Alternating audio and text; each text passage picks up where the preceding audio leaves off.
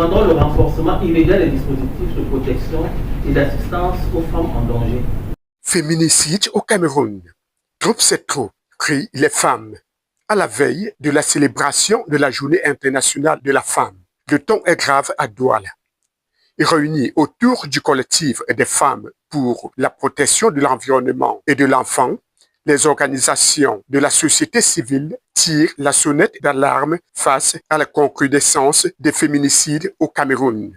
Selon les statistiques présentées, 212 femmes ont été tuées entre 2023 et février 2026. Un chiffre alarmant qui traduit, selon les militantes, une violence persistante contre les femmes. Constatons qu'en 2 mois seulement, nous avons déjà enregistré 20 cas. Pourquoi défiler? Ne pas défiler, c'est encore mieux. S'arrêter, faire le point et prendre des résolutions. Pour les femmes engagées, célébrer le 8 mars dans ce contexte pose question. Certaines appellent même à marquer une pause pour réfléchir et agir. Pour moi, je pense qu'il faut arrêter cette mascarade, arrêter de fêter, s'arrêter un moment et réellement faire le bilan. Essayer que le MINPROF essaye de s'asseoir, dise, est-ce qu'il faut réellement défiler? Pourquoi défiler sur les corps des femmes? Le 8 mars, pendant que d'autres seront en train de défiler, il y a d'autres qui seront en train de mourir sous le coup. Au cœur des solutions évoquées, l'éducation et la masculinité positive.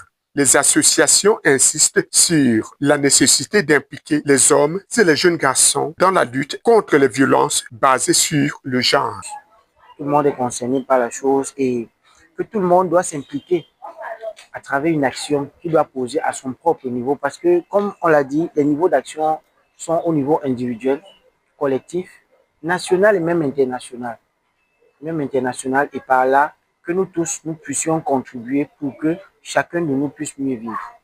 Pour Dora Sender, coordonnatrice du COFEP, la priorité reste la protection de la vie des femmes. Comment est-ce qu'on peut parler de l'autonomisation de la femme lorsqu'on ne peut même pas parler de prévenir sa vie? Quelqu'un a parlé de la masculinité positive.